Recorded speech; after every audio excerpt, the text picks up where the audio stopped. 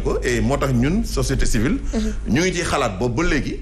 man yëf yi bu mu commencé ba léegi daanaka presque dama ci xawoon noppi waxuma ci woon. mais je pense que jot na parce que effectivement acteurs yi seen bopp malgré fëgg dënn yeeg ak ku nekk ni ngay wax ñoom seen bopp bëgg nañu actuellement ku leen fexe ba dimbali leen ñu mën a trouver solution. pour que ñu mën a dem ci élection yoo xam ne élection yu dal la. c'est important day di met. merci Khady mu lay nuyu bu baax a baax nuyu Fatou Abdou nuyu itam bu baax a baax Babacar am mbégte dara laan de fii alors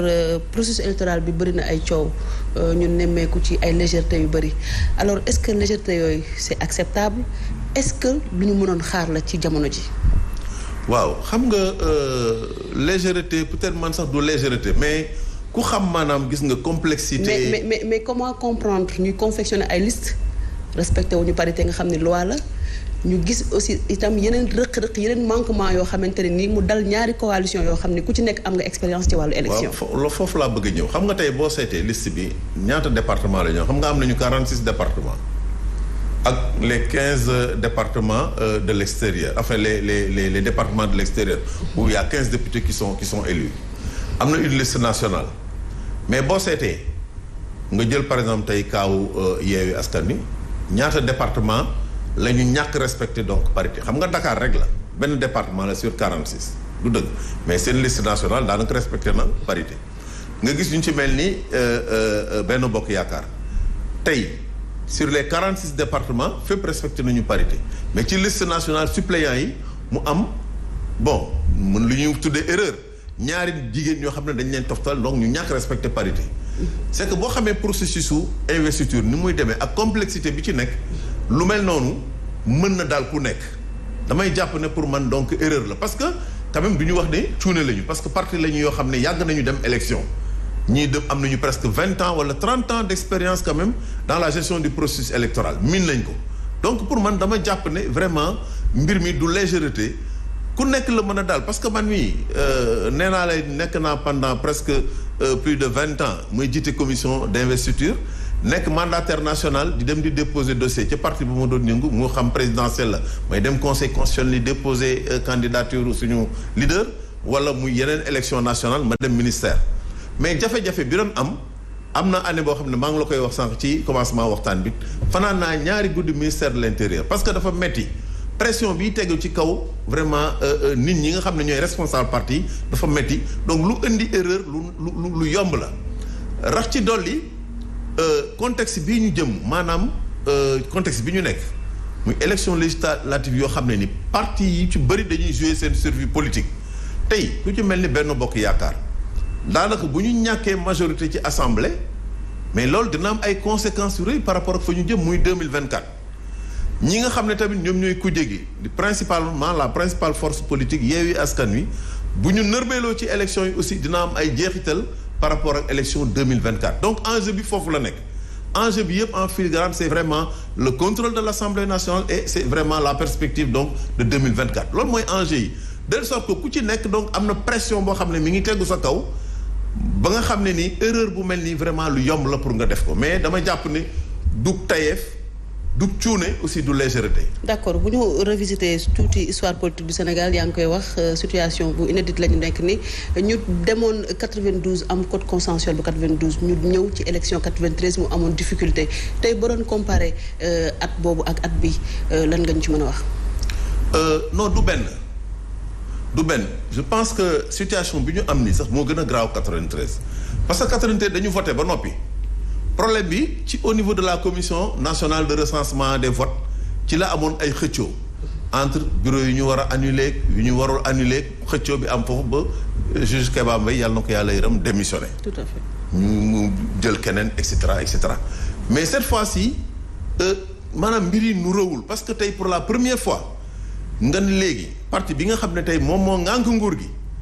da nga ko bëgg a éliminer maanaam du bokk ci élection yi du am liste nationale. donte dina am ay liste départementale loolu mooy déjà majorité ba mënatu ko am assemblée ki nga xam ne tey moom mooy aussi principale force politique opposition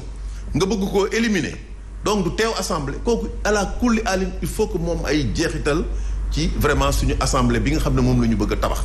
te dama jàpp ne bu fekkee ne dañu bëgg surtout dans le contexte actuel bi ñu nekk ak tous les enjeux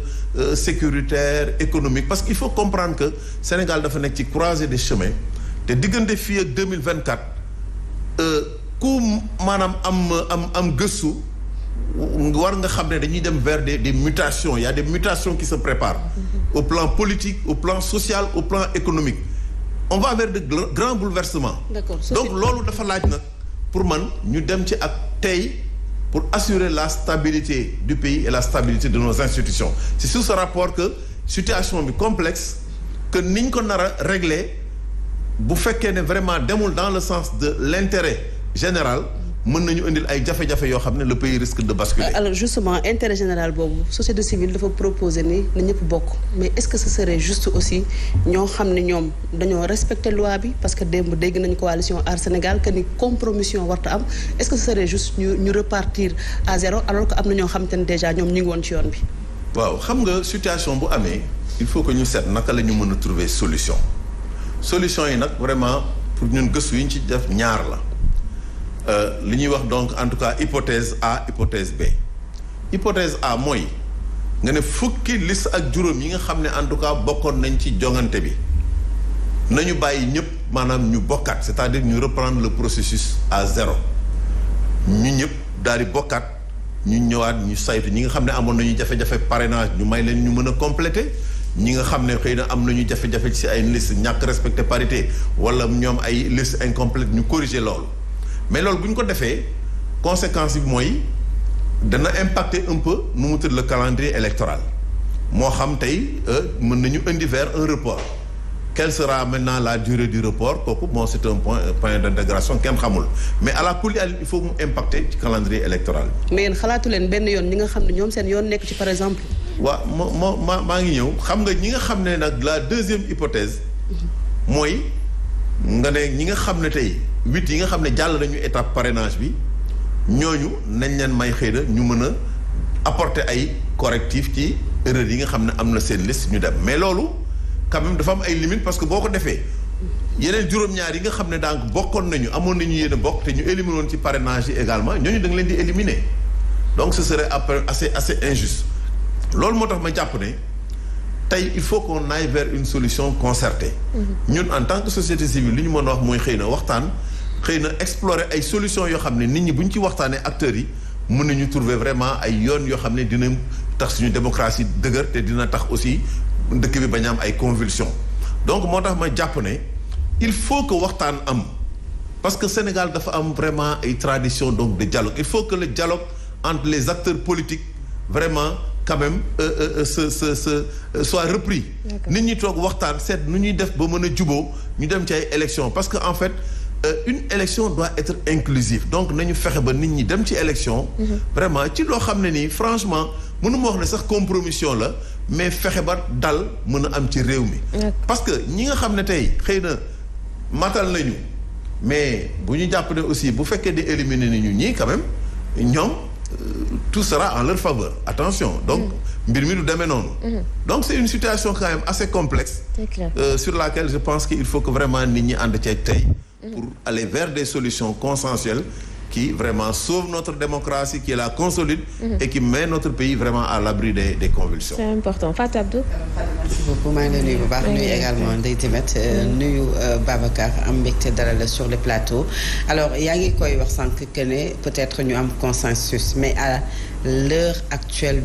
à l'étape peut-être du processus fi nga xamante ne fii la ñu nekk est-ce que déjà mën nañu wax report des élections yoo xam ne dañu koy baser tout simplement sur une concertation entre les acteurs et également la société civile semble être divisée sur cette question lan ngay répondre également ci loolu ndax gis nañu Lex Africa wax ne il faut que ñu appliquer le droit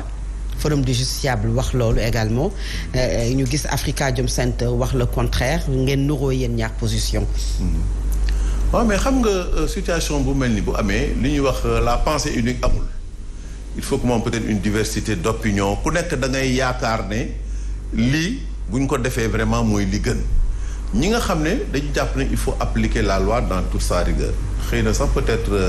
si seen droit la ñu nekk xëy na ils n'ont pas tort mais est-ce que ñu ngi xalaat ci conséquences yi loolu nar a jur maa ngi wax ne par exemple tey bu fekkee ne dañu éliminer les 2 grandes coalitions